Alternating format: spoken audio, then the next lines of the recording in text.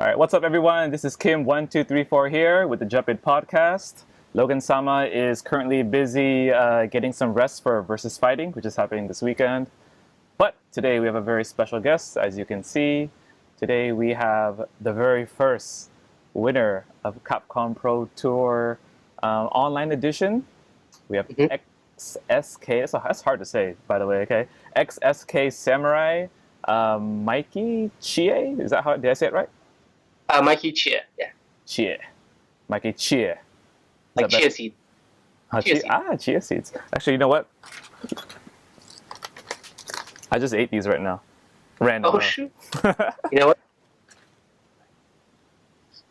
I have some chia seeds too. Damn, this is a weird like NorCal bonding moment right now.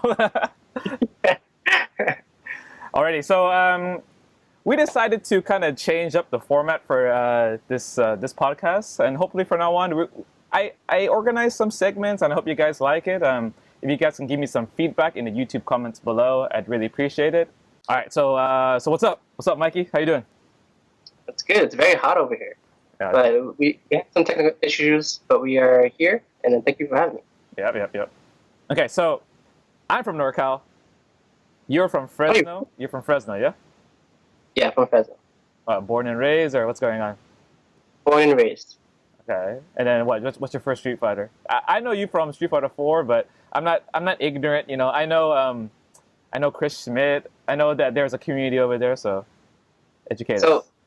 So the very first Street Fighter I played was definitely Street Fighter 2, but that was when I was a kid. My brothers and his friends were playing the game, and I would sit there and watch. Mm-hmm. But I think I played it once, but like I wasn't very good, obviously.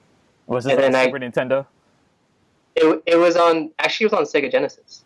So I don't know what that was, but yeah. Sega Genesis. And then I would watch him play Mario vs. Capcom 2 at the arcades. I think the Alpha series as well, where you would like pick Ryu and Ken, and you would fight the boss and Bison. Right. He would just like beat. Yeah, you had to like enter a secret code or something like that. So I watched him. It would be really weird if the people watching this podcast like didn't really know who the characters were and everything. But yeah, right. That's like did you see the new Street Fighter 5 stage, Bison stage? I think it's gonna be made pretty soon, but they have screenshots available online. There's a Bison stage? Yeah, it's gonna be one of the next. Well, I don't know, but it's gonna be a future stage update. Oh, I think I know what you mean. The Thailand stage, right? Not the with the huge bell and everything. Yeah. Actually, I remember that. Yeah, so then I always imagine like there's gonna be like the next DLC character is gonna come there and just like Raging Demon, like it has to be Bison, of course, because Bison's the best. So you got a Raging Demon him, and everyone's gonna go crazy. They're like, oh damn, Akubo. Yeah. Actually, one thing that I'm looking forward to is I think the stage transitions, and also like I don't know what it is, but when you knock the person into the bus, what is that called? Is that a transition? Not really, right? But that's a transition because it doesn't really like affect the stage. It's not like we can fight in the bus, Yeah. Yeah. So that I'm pretty excited for, because there's a lot of videos out right now showing some new scenarios and where you would get knocked to the left or to the right of the screen, and characters would react differently and the stage would interact with them. So I'm looking forward to that. Yeah, I mean, it feels that like they plan to have it be a part of the game, but they just didn't have enough time, because like the animations are already in the game, as some hackers have found out. Mm-hmm. Yeah, but some of it kind of makes sense. I'm sure you've already seen the videos. What's it called, the boss's lair stage, where like if you hit them towards the right, like they fly into Bison's hand or something like that. Did you see that part? Yeah, that was sick. Yeah, so that kind of makes sense, but what also makes sense is the game kind of being rushed for a Capcom Pro Tour. So put two and two together. Yeah, it's funny because like there's a lot of stuff that's like hasn't been released. Mm-hmm. The stage transitions included. So I'm looking forward to seeing what they have in store for us. So as a complete game, quote unquote. So. That'd be pretty awesome if like there could be like player input. Be like you win this tournament, you get to like determine the next transition. And everything. Yeah. Instead of noodles, it would be like, I don't know, the letters 8 frames that fall on your head or something. Alrighty, back to you, buddy. All right, so you're from Fresno.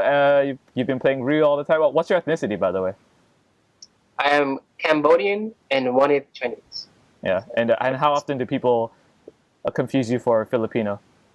More often than not, I've been confused as when I was younger. I was called Hispanic. So, I mean, No, I can kind of see it. I can kind of see that. Yeah.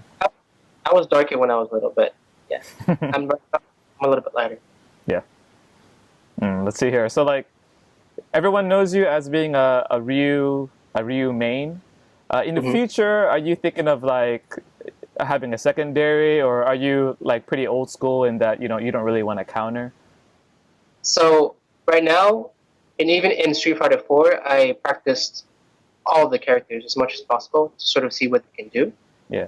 Especially in this game, you have to know what your opponent's meaty setups are, when you can press buttons and their frames per se on block. So playing those, and especially because the game is relatively easy to pick up. Right. Character doesn't have crazy set of move sets, so you can generally learn a character in a day if you want to, and then start investing more time into their setups and their meaties. That way you can find counters and you can be ready for the matchup altogether. So I will stick with Ryu for the most part, but I don't know. We'll see. I might play a different character. Personally, okay. Let me give you my input. Okay, so you already know I use Bison. Whenever I even think about using another character, there's like a part of my soul that's like just crushed, because I'm like I know deep inside I don't fully understand everything that Bison can do. No matter how many hours I've already put into it, you know there's like a lot of situations that you've never been put in. And then so I want to use Cammy. I wanted to use Jury, but I think she's garbage, by the way. She's very standard. She's very average. Yeah, but I mean, sorry to continue with my point. Like, whenever I touch this other character, I'm like, oh, okay, I have to learn so much. It's kind of fun, but then my real main is Bison. So in a tournament setting, I know if I lose that first game, I have to go back to Bison. It just logically makes sense, And then I feel bad because I didn't put in the time into that character. So it's that weird struggle. Like in your mind, you know that you want to use another character, and it would mostly benefit you, but does it happen or not? It's weird. So John Choi told me it doesn't really matter who you play, just stick with with. So there was one time where I was playing against a Dawson player.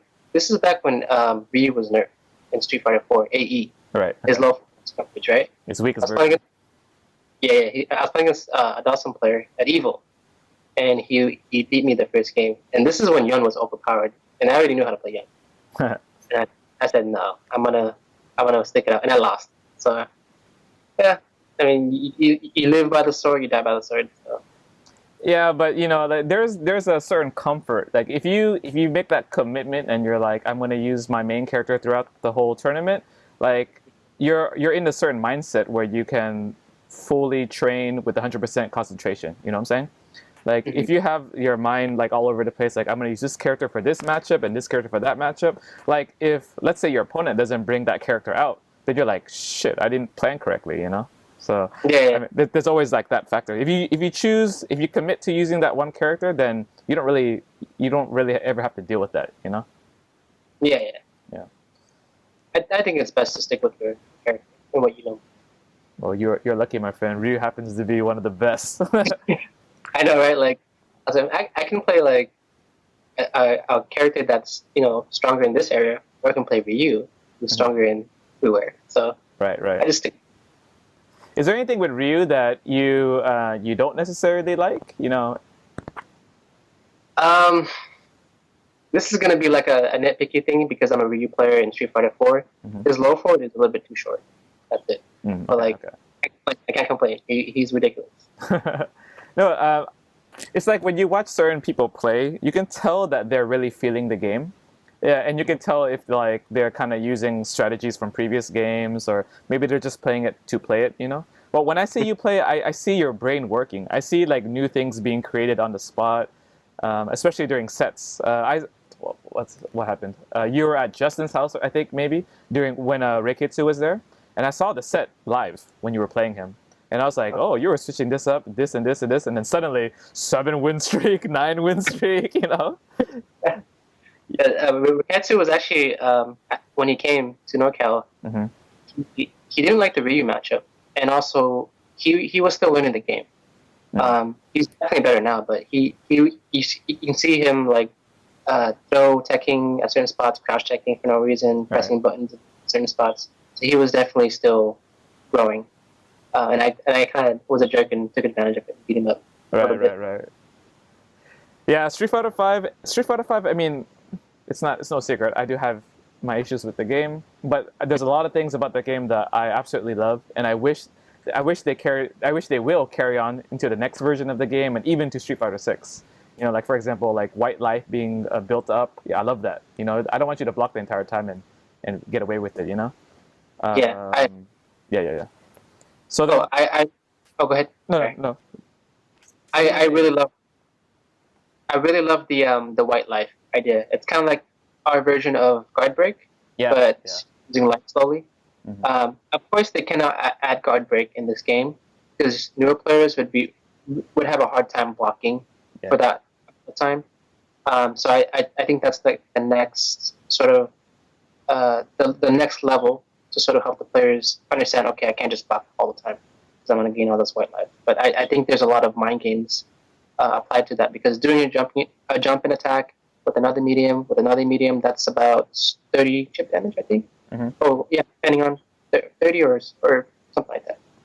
You know what? I was watching Daigo play the other day, and he would go to standing medium punch, standing medium kick. He would do that a bunch because he just wants to build up White Life, and it just happens to be that those are like frame traps. Like they're all frame traps. They're all legit frame traps. You know. Yeah. That in itself is actually very unique because, like, for example, Cammy, like crouching strong to crouching strong, like that's not. And people can mash out of that, you know. But for Ryu, as long as he anchors you down with that one initial strong, and he can keep the White Life being going down and everything. So I think that's a really good focus that a lot of Ryus should start doing. Maybe like initially build it up and then start their mind games, you know. Mm-hmm. Yeah. A very good player would understand that it's okay to block those normals, because at the same time you're gaining meter and you're gaining V trigger. You're blocking the grid life, and if you get away with that pressure, get away from the pressure, your V trigger is gained, your life is gained, then you can fight back. So it's pretty interesting. So it's a given. So it's interesting. You're making me want to use Ryu now. Ryu's so good. Yeah, and he looks fun, and he can cover both wake ups. What can this man not do? And he can parry? What the hell, man? Yeah, the parry is ridiculous. If it was on the first frame, it would be even crazier, dude. Like I'd be already scared to pressure him.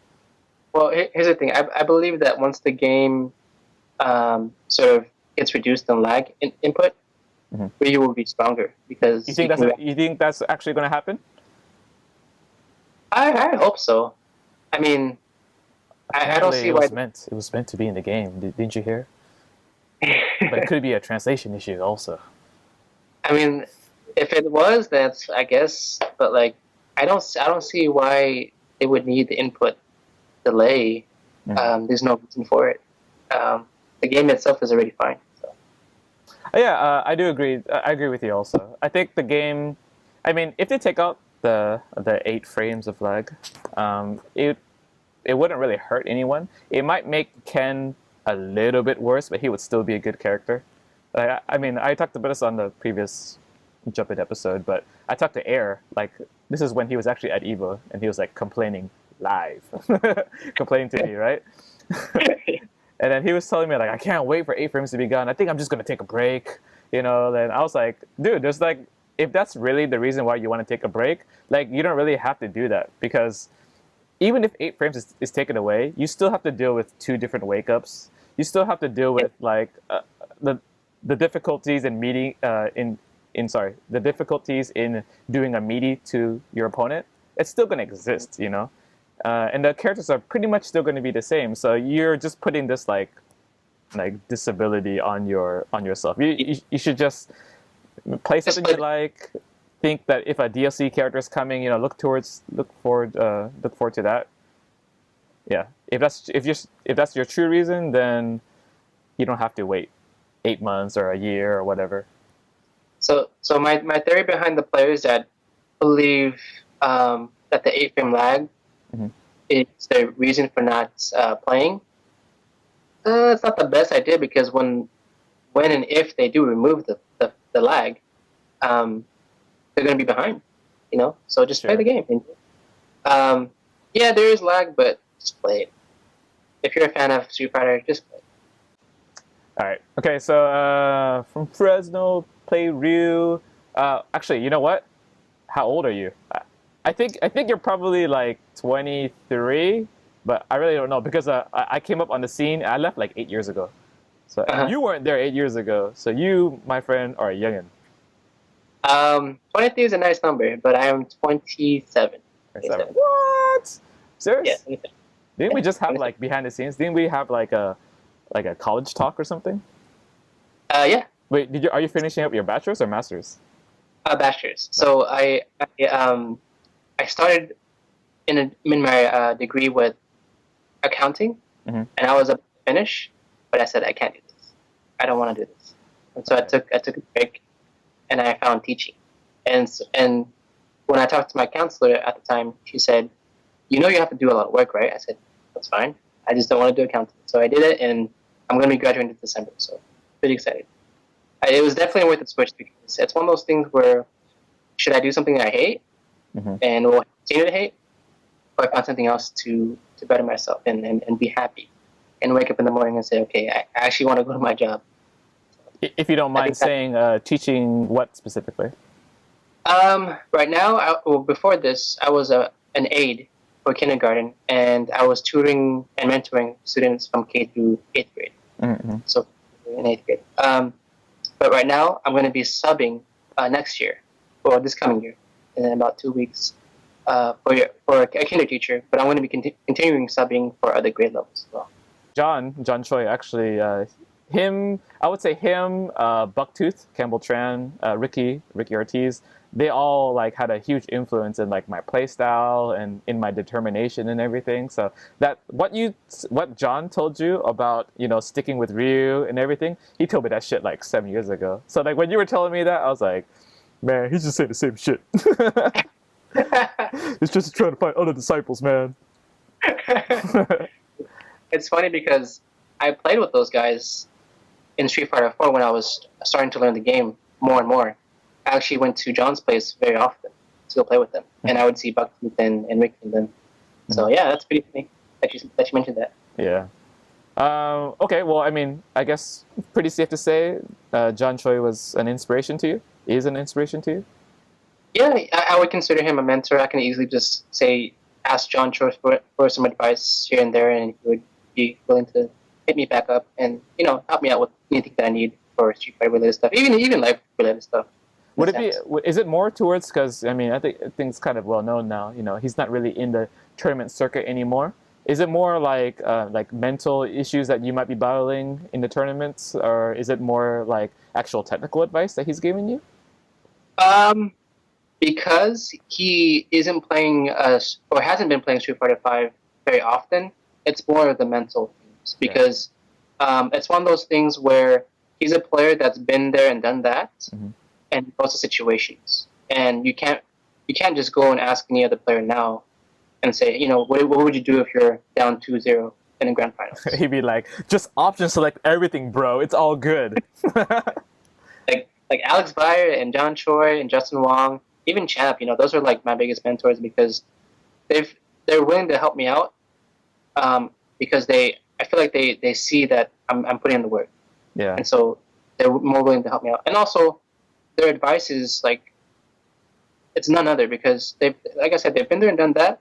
Mm-hmm. But also these resources are only in California. They don't live anywhere else. So I have to take advantage of what I have. East Coast, they have their players, but they don't have John Choi. They don't have Alex Valle. They don't have that experience that back in the days, the OG experience, tournaments, environment, everything's on the line. That kind of fighting mentality, I guess. Yeah, I have similar experiences.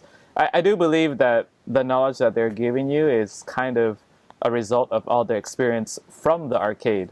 I think that the arcade culture really brought about like a mental toughness, and it's kind of like you don't experience that online anymore. Like you lose in front of like 20 people and you put your quarter, then like you lose your time because you got to wait for that run back. You know what I'm saying? Yeah, that is. It sounds really simple, but it's pretty unique and we don't really have that anymore. You know. It's one of those things where, because I didn't grow up in the arcades. I wish I did, because I would go to our local arcade here, Sneaker Arcade, and I'd play CVS2, and waiting in line is like the best thing because you lose, but you're sitting there and thinking because you don't want to lose again. You want to keep playing. Mm-hmm. And I never had that experience playing that one game and then losing and getting up. Never had it. So where was your where is, and I guess back in the day, where was your like training grounds? If you didn't go to the arcade, like how did you train?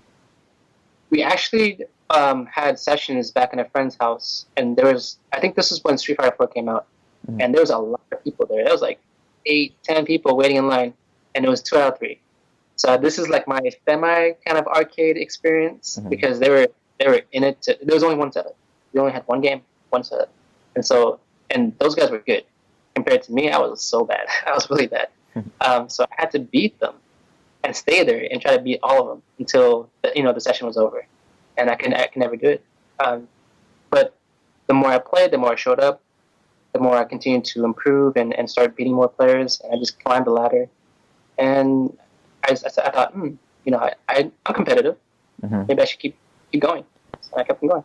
And look at you now, 128 Capcom Pro Tour points, son. And imaginary money is flying everywhere in the sky right now, you know? It's like exactly. It's like that one meme right there. Yeah, so like... Oh, go ahead. No. Did you have something to say? You know what's funny? I didn't even know it was for 128 points for a flight. I thought it was just for like 10 points, 20 points, whatever, right? Just for fun.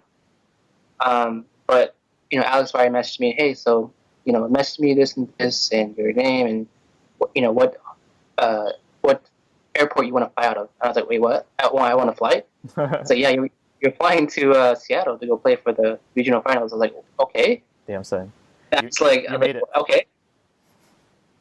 Yeah. Who's that Alex guy that you played in the finals? Is he well known? I believe he's definitely well known in Texas. I'm assuming because he was very good. Any player that comes from Texas is very strong. Yeah. I believe he's sponsored by Ultra Arcade back in Texas. Okay, I see. So, but he's relatively unknown because, like, I was thinking that it could be like, what's his name, the cool kid, like, cause he's a really good Alex, and he plays mainly online also. And I was just thinking that like he's using like an alternate name or something because he's pretty well known if you pay attention to like the CFN replays and stuff like that. Yeah. I thought it might be him, but no, like I knew he was strong because he beat Stupendous, then he just beat Shin Chang 3-0. Right. I was like, okay, he definitely knows his character. The stuff that he was doing to me was like, okay, I see you. So I had to adapt very fast, otherwise I was going to get dunked on. Do you remember? Do you remember anything specifically that made him stand out? He definitely knew his spots for crouching medium punch. Every time I try to walk back and sweep it, because I'm not very familiar with the Alex matchup. He knew where to stick it out, where I would still have to block it in the neutral, and also his dashing, his spacing, his forward fierce mix-up. I knew it was +3, but I didn't really know what he can do afterwards. Right. So there was that, trying to figure it out in the middle of grand finals. But yeah, he knew everything. I think a couple of things he might have been missing were like anti-airing or neutral jumps, but he knew everything about his character. Yeah, so I guess your talent as a player in itself kind of showed, because I do believe, if you can correct me if you want, but it went last round, right? It was for against the Alex player. It was last game. I was up around. I believe I was up around. Oh, okay. I just try to make it dramatic. Come on, go with me, man. What's wrong with you? I mean, it was last game, last 10 seconds. Last pixel, everything. It's crazy, guys. So you have the fortunate, unfortunate, I don't know which one it is, experience of being in the first Capcom Pro Tour online tournament. All right, so I was in the Discord just checking out if there was going to be any issues with people checking in and stuff like that. Were there any hiccups during the check-in process? Maybe like someone reported them winning when they actually lost. Was there any issues with this tournament for you? So I want to go out there and say that Alex Valle and Level Up, and all of his people that helped them out that day, they did a wonderful job. Because at the very beginning, when we started checking in, Challenge and Discord weren't working. They just weren't working. Ouch. So yeah, it was just like, what do we do? And so we were sitting there for about an hour trying to figure it out. But after that, it was like we blew through it. So I think it was. Did it not work because too many people were using it at the same time, or how did that? I want to say that, or they just happened to that one day they just both stopped working. It was so odd, and me and my friend were like, "This is really bad," because he was signed in too, but we both couldn't use both apps. We just couldn't use it. I don't know why. But luckily, I took the time to message both of those companies, and everything worked out. Nice. Yeah. So I do believe if I remember correctly, the tournament starts at 10. It's only top 16 that's streamed, but there's like 256 players that are in the tournament, right? So the tournament starts at 10, but actually everyone has to check in at 9, right? So he's gonna do a roll call. He's gonna say like, Mikey, are you here? And then you say, I'm here, and then you're totally fine for check-in. As long as when they go through the whole list, and if some people say that, or if there's some people that aren't there, then the people from the waiting list move on up, right? They rise up, rather. You know what I'm saying? They rise up into the real ranks. Yeah. So then, no, go ahead. Just to note that I think there was about an estimated 200 plus people waiting in the wait list. I think that's what I heard. So, yeah. 200, huh? Jesus. Yeah. Imagine just waiting there, and you're number 200. You're like, yeah, I don't think I'm gonna get it. I'd go back to sleep. I don't know about you. I mean, cause it's a free to enter tournament, so you can't be like that salty. Of course, like you want your chance to prove yourself. You want your chance to play and participate, but it's kind of free, guys. I'm just saying, It is. You didn't do any travel. You traveled from your sofa to your TV. Yeah. Okay, so then tournament started at 10, and then was everything pretty smooth for you from that point? Like, you were able to find your opponents. No one had a drop connection. Like, what's up? Okay, so for the record, once again, the only person that I had issues with connecting was Layman Boy, and it was the funniest thing ever because he was the only person that I saw had connection issues. People in my polls were fine. People in their own polls, I think they would, because everything was blowing through pretty fast. And then when it got to top 32 and top 16, it was just Layman Boy. So everything was fine. I mean, here's the thing. We know that when we play, let's say me and you play, and my side is good and your side is really choppy. We don't know that. My side, for the duration of the tournament, was fine. I can't speak for other players, but it was fine. Maybe like 1 or 2 hiccups here and there, but playable. Yeah. For this tournament, were you actually seeded? I don't know what the process is for that. I'm pretty sure previous CPT points factor in. I think what happened was if you were, because I know Champ and Stupendous were in the same pool, but they got moved. I think it was a first come first serve basis, and then get readjusted to that. But I think it's just it was just that was a bracket. Completely random then. Pretty much, I think so. Okay. Did you have any points before this? I think I had like 2. 2 points? Cool. From what tournament? I don't know actually. I really don't know. If I don't get at least top 3, I don't pay attention. Right. Well, I do remember there was that one time you beat like Arturo, and then like there was like a stream hiccup or something, so they like replayed it live with Arturo's reactions. That was a final round. Yeah, final round. So maybe you did well there. I don't know. Maybe. I think I got 33rd in that tournament. Oh, that's no points then. Okay. No point. Whatever. The world is looking at you right now, Mikey. Okay. Why should people believe you are going to make it to Capcom Cup? Because no one predicted that you were going to win the online qualifier. Even I didn't predict it. So. Exactly, right? Well, here's the thing. I've put in a lot of time into the game, especially back in Street Fighter 4. Mm-hmm. I'm not saying it's my time, but I'm saying this is where I feel like the work that I'm putting in is actually paying it forward. Yeah. See, I've seen all these players from both Chrome to even like the international players getting sponsored, they're winning tournaments, and I just have to sit there and say congratulations. Mm-hmm. But I also have to say, it's not my time yet. So we'll see. I'm preparing a lot for this tournament, and I feel prepared, but there's still more to prepare for. There's going to be a lot of talent at the regional finals, and if I somehow make it out of that, there's going to be obviously a lot more talent. Nice. I mean, that's a very humble response. I like it. It represents you as a player and your character somehow. It's like you guys are like linked. It's like you could control him in the video game or something. It's weird. This next segment here is called "I Got Your Back, Son" segment. Okay. So what we're gonna do is we give you an issue every week when we do this podcast. We give you an issue. If you necessarily don't agree, or if hopefully you do agree, the point is for you to argue this point and see who comes out on top. The people in the YouTube comments will determine who the winner is, and the winner will get absolutely nothing. Maybe they'll get a follower or something. You know what I'm saying? You can follow Mikey or follow me, and that's our reward. Okay. All right. So this is the topic for this week.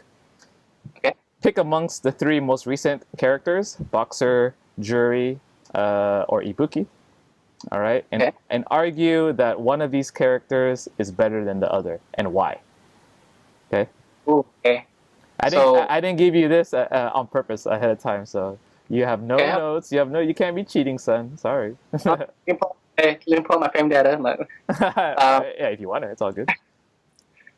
Okay, so. Since you're the guest, I'll give you the choice. You can pick Boxer, Jury, or Ibuki. Who do you want to argue for? Oh, so I can argue for just one of them, right? Okay. Yeah. I want to say, because I'm American and Eduardo is just so sick, I have to say Boxer.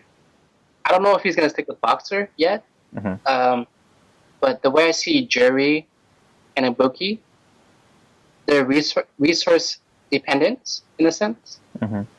Boxer, you can still play that neutral game, and if you have a meter, you're advantage, obviously. But he has a 3 from normal. Jury has 2, but her footsies aren't the best, I would say. So it's very hard. And playing Eduardo, his Boxer was very ridiculous. Like you just couldn't. Once he had super, once he had a V-trigger, combined with his footsies and everything, it's just ridiculous. I mean, I've never played a very strong Ibuki. I've only played, I think it was Reynolds, the KOF player. Shit. What's it? Yeah. He's from SoCal. He played Ibuki against me online, but he was just teleporting and doing crazy stuff, so I couldn't do anything about it. Right. To play a crazy Ibuki player. I'm sorry, a Jury player. So, but I play Jury and I play Ibuki, and I just don't see them stacking up against Barog. He just, I don't know. Okay. I'm sure Barog has some tough matchups, but he does beat some characters. I'm assuming. All right. Let me shut you down for a second, my brother. Okay. All right. So I do agree that Boxer has he has mixed reviews. Some people are saying that he's really limited. Some people are saying that he's actually there's a lot of potential in terms of resets because after he does V-trigger, and then he can hit you with a couple of specials, which only depletes the bar by like 25%. Is pretty good. That's not bad at all. Yeah. He has legit mix-ups. Like if you stand up and you want to like avoid the overhead, of course he can hit confirm the low. But let me tell you through lots of research that I've done, because I tried using this character, he has a lot of undeniable faults in the design. But I won't talk about that right now. I'll talk about why Ibuki is better than all these other two characters. Okay. The reason Ibuki is better than Boxer and Juri is because she has a couple of staple things in Street Fighter V that automatically mean you're good. A 3-frame move. Okay. An uppercut. Even though it's an EX uppercut, that's still an option that a lot of characters don't have. Okay. She has I forgot what is it, Raigeki? Is that the move where it's like a fake command throw? Yeah. It grabs you, right? Yeah. And so I mean that's the golden shit in this game. You know, you hit them with that, and they only have one, or they have two, of course, two ways of getting up. But there's no like back roll or like regular wake up that you have to think about. And I personally, I already made setups for if you don't get up. I have a little robot. I can close my eyes, a little robotic sequence I go through real quick. Oh, it's immediate. It's all good. You know, I got the same thing. So that's really important. You know, because as you know, as a player, you know, you can't outplay everyone all the time. You know, like your character strengths need to be a factor in your success. You know, that's just how it is. You know, you can't be like walk up uppercut with Ryu all the time. You know, you're gonna guess wrong. It's just how it is. You know. That's true. Yeah. So Ibuki has legit setups. Her V trigger, even though I will admit, even though there's no such thing as just throwing out her V trigger and then doing mix-ups, because if you don't do her V trigger off of a combo, she can always get V reversal back. I understand that part. Yeah. But landing a hit with her is so rewarding that as long as you land a hit, you can kill them with a reset. A reset that anyone can do. These videos are already online, and they're safe to wake ups. They're safe to like mashing uppercuts, for example. Yeah, I remember that. One just got uploaded like 2 days ago. I don't know if you've seen it or not, but it's a bomb V trigger setup that works on both wake ups. And if they choose to not wake up, it actually results in a full combo. Like the combo actually continues. So it's not like you're actually taking a risk or anything, and it avoids reversal. So I don't know what else you really want. And that's my take on it. I'm gonna have to try to not try, but I'm gonna have to agree on you in that part, because the EXDP is a game changer. I forgot about that. Yeah. Even though it's EXDP, it's still DP. Barrow doesn't have a reversal. He has to take that. He has a 3-frame move, but it is a move that you can't hit confirm off of. I've already confirmed this with Eduardo, because when I was doing, I was like, okay, 3-frame move. All right, what leads from it? Even on counter hit, it doesn't lead anywhere. Even on counter hit. So you have to go straight into the chain combo, which is obviously minus. You know, every chain combo is minus. Yeah. So he looks really good. He looks like a badass character too, but he will still have the problem of getting rushed down. So with Boxer, it just feels like you just have to just do shit. Just do shit. It's gonna work out. You know, like you can't sit back and like react or anything. Just do stuff, and then, you know, as long as you do that, you might win, you might lose, but it's better than just staying there. You know. Yeah. It's hard to say. I mean, we're going to see those character specialists, those character lawyers bring out Ibuki's strengths, Yuri's strengths, and Barrow's strength. But we're still 5 months, 6 months in, I think. Yeah, this game is still brand new, man. It's still an infant. But I mean, it's one of those games where you can flush it out pretty fast because of how much information there is out there, how popular it is, and YouTube and everything. Mm-hmm. So I'm looking forward to that. I'm going to have to agree with you on Ibuki being stronger. Damn it! On the YouTube comments, there's no point now. Everyone's just going to say like, oh, Kim, you won. God damn it. I mean, Bog, Bog's the best. Yeah, Bog, it's the best, man. No hit confirms. It's all good, man. Yeah. Now it's time for Turbo Time. I custom edit shit. All right.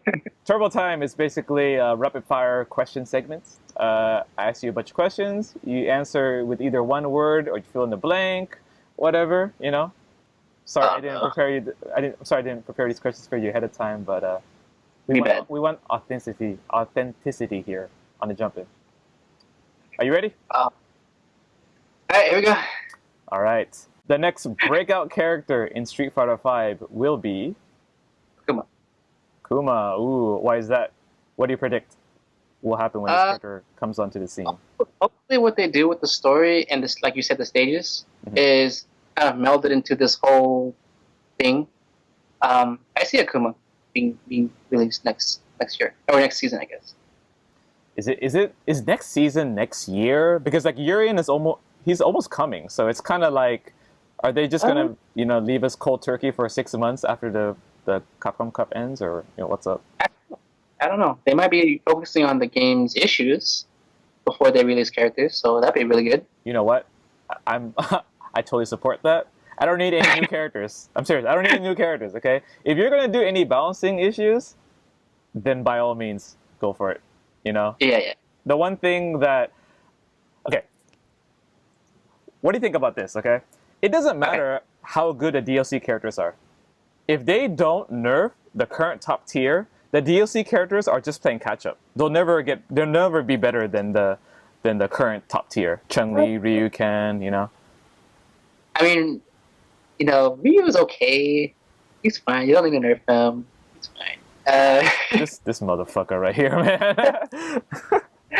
I kind of agree and disagree because if they make the character, the new characters properly and make them very strong, then yeah, it's fine. But if they make them kind of willy-nilly and I don't know, just not the best, I guess, not enough tools, then maybe yeah, you have a point. So it's a give and take, I guess. But we'll see. So like from my perspective, the top tiers in this game, let's just agree that at least Ryu and Chen they're pretty up there, right? So characters like this, the current top tier, let's say even Nash, even though I know that's a kind of a big debate right nowadays, but anyway, the current top tiers, they're top tiers because they have like tools that that the DLC characters are not really fortunate enough to have. For example, Nakali has Nakali and Ryu 3-frame anti-air. So you can just react with that and put your opponent in a mix-up immediately, right? None of the DLC characters really have that. Alex has it, sure. And that's why he's pretty competitive. That's why he got second to you, my friend. Okay? Yeah. So, like, there's that, and there's also, like, Chun-Li can hit confirm off lights without counter hit. No character can do that. No character can do that leading into mediums, into another medium, into a perfect knockdown. If you don't really deal with this, in a nerfing manner, then it doesn't really matter. Let's say like you use Ryu, you're not gonna be like, oh fuck Ryu, man, I'm gonna go to Boxer now. Like it's never gonna happen. It's never gonna happen. Yeah. Yeah, I mean, it like you said, there should be some balance issues, but I think what Combo Fiend said was they're looking more to just buff the characters rather than nerf characters. Okay, well, I mean, you and we are no game designers, okay? So, like, I don't want to make it appear that, like, we're taking the current designers, the time that they've put in, like, for granted. By no means is that what I'm trying to say. But I do believe if you, like, kind of want to follow that, like, that kind of logic that goes in one way, it's not really realistic. Let's say you nerf just one thing. I'll give you a good example. I've thought about this for quite a while. What if the only thing you nerf from Chen is you make her jab 4 frames? Okay, so that'd kill her. So think about it. Think about it. She can still combo off air legs. She can still play the same exact way that she can play now. Nothing really changes. The person that plays Chen isn't going to have less fun because it's 4 frames. The only thing that will change is that they will be less of an idiot on knockdown. Instead of pressing jab all the time and hit confirming, now they actually have to think about it. But all the combos that they learned already that lead to guaranteed setups, they still exist. Air leg pressure still exists. She still has a reversal. You're only nerfing one thing. So if you were to follow the logic of like we want to buff everyone and like never go back on our word, then there's too many exceptions, too many like specific examples where you could fix the game by doing something else. You know what I'm saying? So me saying that Combo Fiends mentioned that they're going to buff characters more than nerf characters, it's definitely hearsay. I mean, look at what Capcom said thus far. Right. They really followed on their words. So far, yeah. And guess what? Ryu and Chun are the greatest. and then no new characters are winning anything. Ken is still there. Yeah, Ken's face is still there. Yeah. That's a problem. Yeah. Okay, next question. We ramble a lot here. Okay, I'm really sorry, guys. But hopefully it's interesting for you guys to listen to. I think fast. Yeah. Okay. In my mind, I envision defeating blank in the finals of EVO 2017. What is your perfect scenario, my friend? Oh, wait. Why did I say Justin Wong? I don't know why. That's the answer right there, man. You can't go back on your gut feeling. Justin is a very strong player, obviously. He has this way of playing that's just so... There's no fluff. He plays to the cleanest game as possible, as safe as possible, right? Right. So big at his own game would be kind of fun, you know, and the day would be fun. Of course, there's other players that I want to beat, but definitely in this game at least, Justin. Like in the perfect ideal dream scenario, you wake up from a dream, you're like, oh, I just beat. Oh, it's not real, you know. Like, is it actually Justin out of all people that you would want to defeat on the biggest stage, 200,000 people watching you on ESPN? Okay. Too. If that was the case, it'd be Infiltration. I would want to beat Infiltration. He's beaten me in Street Fighter 4 once already, and then he beat me in Street Fighter 5 once. I think he beat me in Street Fighter Cross Tekken. But how dare he beat you in Cross Tekken? Damn it! But he mentioned in one of his interviews, he said you have to make sure that you look at your opponent's face or his gestures or the way he shakes your hand when he beats people, I guess, and to see their disgust, I guess, whether they have this will to try to like come back and beat him. So he'll look at an opponent and look at their face and say, okay, this guy's going to try to beat me the next time we play. And I thought, that's going to be me. So I want to beat him. He does take that kind of approach. Like the battle starts before the actual game begins. You know what I'm saying? Damn, that was deep. That was deep as fuck. I mean, Daigo said the same thing too. He said he was afraid of Xian the most because I think he beat him 10-0 or something like that, 10-2, 10-0 at some event, the Madcast showcase, whatever. Oh wait, you're talking about Xian. Xian was scared of Daigo. No, Xian, the Gen player. No, yeah. So he was scared of Daigo, or Daigo was scared of Xian? Daigo was scared of Xian because you know that Xian was trying to get revenge. I think this was in Topanga League. He said Xian, he was scared of Xian the most. So, yeah, stuff like that. But you know, I'm gonna come for Infiltration. Oh, I love it! I can't wait. See, this is beautiful because like when you guys pair up against each other in the next tournament, I want to remember this segment. I'm gonna be like, oh, look at that shit! Look at that eye contact. They shake hands before. Look at that eye contact. No smile, nothing. Pour water on him, like.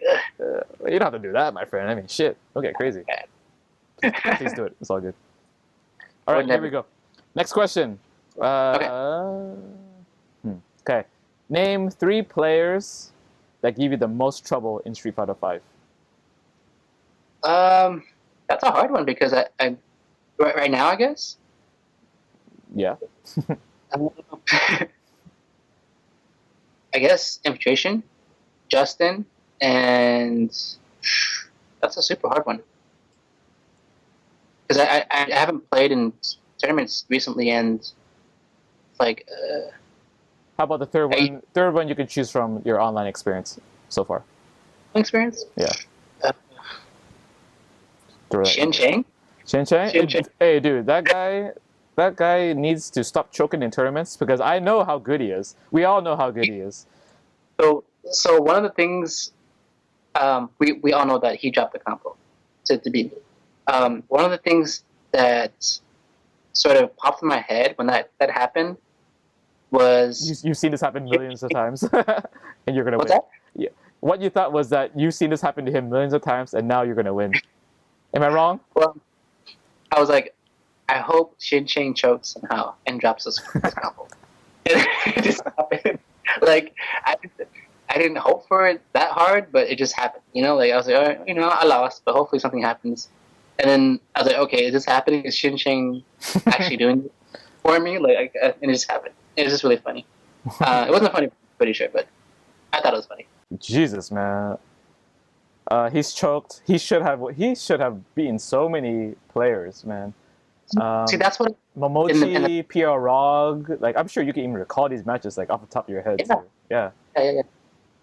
I've heard that in the past. Like, I always ask, Shin Chang is so good. Why does he keep losing? And everybody always says he chokes. I was like, did he always choke? And they say, like, yeah, he's choked since the third strike days. I'm like, Jesus Christ. Like, how do you fix that? See, we can't even sit here and say Shin Chang dropped the combo because of a choke. Mm-hmm. He might have did it because of lag. So we don't. And that's why I kind of feel bad bringing it up, because if he beat me, I wouldn't be here talking to you. So. Yeah, you would. What are you talking about? You think we just pick people? You think we just pick winners? Nah. No, we picked L.I. Joe like months before he won anything. So. Name one thing you absolutely love about Street Fighter V that you want them to include in the next version of Street Fighter V, and name one thing that you don't like at all and you wish they take it out. Even you wish that it didn't even exist in the next Street Fighter 6 or anything. You know, one thing you love, one thing that you want them to take out. So I'm gonna go ahead and not include guard break. Or no, I'm sorry, guard break. The gray life, because we mentioned that we both like it already. Yeah. And we both hate the lag, obviously. Okay. So one thing that I would take would be the easiness, I guess, of the game. It's you can press buttons and do combos. The combos are very easy. Really like that there's no one frames. I loved one frames back in Street Fighter 4, but I also hated it that some of my friends couldn't play characters the most optimally in the game. Right. Yeah. The frames. And they're good players. They're just execution. So I hope the execution barrier stays the same. Street Fighter already, the game itself is very hard. Maneuvering your character and pressing buttons at certain times. Yeah. It should be about that, the mastery. Like, you don't see chess players saying, I hope there's like, I have to move this piece like 20 times and hopefully something happens. Sure. But like, it's crazy. So I hope that kind of goes to Street Fighter 6. Yeah, it's already common knowledge that like the reason things are simpler than in other Street Fighters is they want other players to come into the game. They made it easy for a reason, made it easier, you know. And even though it's easier, it's still a pretty complicated game to pick up. I mean, we all said some players even say now that the game is too easy, but look at the players that are winning. They're super smart, super intelligent, and their characters are, I would say they're hard, but each character is hard in their own way. So it's still a very hard game. But in terms of something that I would take away, not the lag. Obviously, there won't be lag, hopefully, in the next version. That's a hard one. So we're not taking lag. Okay. I won't give you any hints. I already have my answer, but I won't give you any hints. Okay, so I kind of hate and like it at the same time. Sometimes when I'm playing characters that have strong crush kind of moves, like roundhouses, like Karen's, for example, and I know that I stuck up my low forward or my crouching strong before they did it, but I got crush counted because of the priority system. So that might be that might be confusing for some newer players. They're like, oh, I pressed my button before he did, but I lost. And they would say, oh, it's a priority system. They wouldn't know what the heck that is. That was a kind of a weird toss-up, but it makes sense with the way the game is built off of throws, meaties, and stuff like that. Do you want more trade combos? Do you want more trades to happen? Because, I mean, that's basically what results if that wasn't in the game.